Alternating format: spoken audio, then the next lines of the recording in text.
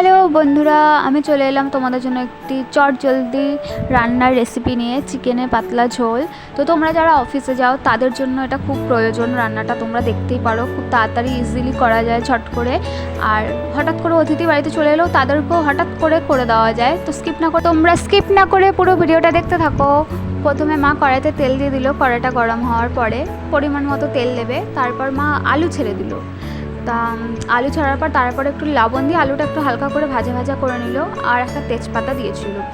তো এটার জন্য তোমাদের আগে থেকে অনেক কিছু ম্যারিনেট করে রাখতে হবে না, একেবারেই তোমরা চাপিয়ে দিতে পারবে, আর বেশিক্ষণ লাগেও না। তো তেজপাতা দিয়ে আলুটা একটু ভাজা করে নিচ্ছে, হালকা করে ভাজা করার পর তারপরে পেঁয়াজ দিয়ে দিল পরিমাণ মতো। তো পেঁয়াজ দিয়ে দেওয়ার পর তারপর আর একটু নাড়াচাড়া করে নিচ্ছে মা। তারপরে চিকেন দিয়ে দেবে। চিকেন দিয়েও তারপরে আর একটু ভাজা করে নেবে। 4 থেকে 5 মিনিট মতো তোমরা একটু ভাজা করে নেবে। আর বিশ্বাস করো বন্ধুরা, এই চিকেনের ঝোলটা খেতে এত ভালো লাগে না, আমার এতটাই পরিমাণে টেস্টি লাগে। তোমরাও একবার ট্রাই করে দেখো, খুব ভালো লাগবে। তারপরে একটু ভাজা করে নেওয়ার পর মা এর মধ্যে যা মশলা দিতে হয় তাই দিয়ে দেবে।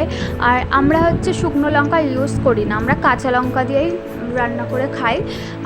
তো শুকনো লঙ্কা দিয়ে একটু কি অ্যাসিডিটি গ্যাসের প্রবলেমটা হয়, ওই জন্য শুকনো লঙ্কাটা আমরা অ্যাভয়েড করি। আমাদের যা রান্না হয় সব কাঁচা লঙ্কা দিয়েই রান্না হয়। তো দেখো, এরপর মায়ের মধ্যে টমেটো দিয়ে দিল। টমেটো দেওয়ার পর পরিমাণ মতো লবণ দিয়ে দিচ্ছে। লবণ আলু ভাজার সময় দিয়েছিল, তখন অল্প দিয়েছিল, এখন পরিমাণ মতো যতটা লাগবে ততটুকু দিয়ে দিচ্ছে। এরপর মা হলুদ দিয়ে দেবে, পরিমাণ মতো হলুদ দিয়ে দেবে। তারপরে আমরা যেহেতু শুকনো লঙ্কা খাই না, তো আমাদের যে বাটা মশলাটা মা করেছিল সেই বাটা মশলাটাও এর মধ্যে দিয়ে দেবে। আর বাটা মশলার মধ্যে ছিল মাত্র 3টে ইনগ্রিডিয়েন্টস: কাঁচা লঙ্কা বাটা, রসুন আর আদা, এই 3টে একসাথে পেস্ট করে মা দিয়ে দিল এর মধ্যে। আর দেখো, খুব সিম্পল রান্নাটা। তারপরে দিল মা জিরা গুঁড়ো, আর তারপরে দেবে একটু শুকনো লঙ্কার গুঁড়ো, সামান্য মতো দেবে, সামান্য দিল যাতে দেখতেও ভালো লাগে ঝোলটা হলে, আর খেতে একটু টেস্টি হয়। তারপরে মায়েরা বলে আর কি, যে মশলার বাটি ধোয়া জলটা দিলে নাকি মাংসের টেস্টটা নাকি রান্নার আরও বেড়ে যায়। তো এটা আমার দিদারা, তারপরে আমার মায়েরা এটা বলে। তাই মা সবসময় যখনই রান্না করে খুন্তি ধোয়া জল, তারপরে যেটায় মশলা গোলায় সেই বাটি ধোয়া জল একটুখানি দিয়ে দেয় মাংসের মধ্যে। তো দেওয়ার পর নেড়ে চেড়ে মা ঢাকা দিয়ে দেবে জিনিসটা কষানোর জন্য।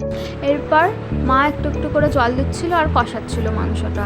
তো বন্ধুরা, তোমরাও রান্না করার সময় কি এরকম মশলা ধোয়া জল দাও? যদি দিয়ে থাকো তাহলে আমাকে কমেন্ট করে জানাবে। নিশ্চয়ই দিদারা যখন বলেছেন আর রান্নার কিছু একটা ব্যাপার এর মধ্যে আছে, আর সত্যি এটা দিলে খুব টেস্ট হয়। তো আমাকে অবশ্যই কমেন্ট করে জানাবে। তো দেখো, মা এটাকে কষাচ্ছে ধীরে।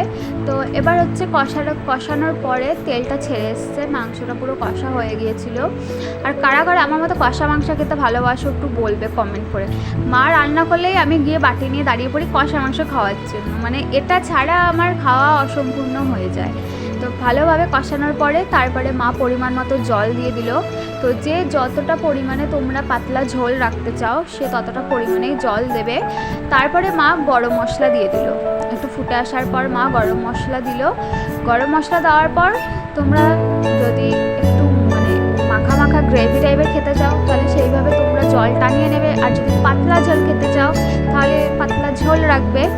আর গরম ভাতে বা মুরগির মাংসে পাতলা ঝোল দিয়ে খাবে, খেয়ে দেখবে উফ, দারুণ লাগে, জাস্ট ওয়াও লাগে। এটার এই স্বাদ কাউকে বলে বোঝানো যাবে না, আর এই স্বাদের ভাগও হয় না।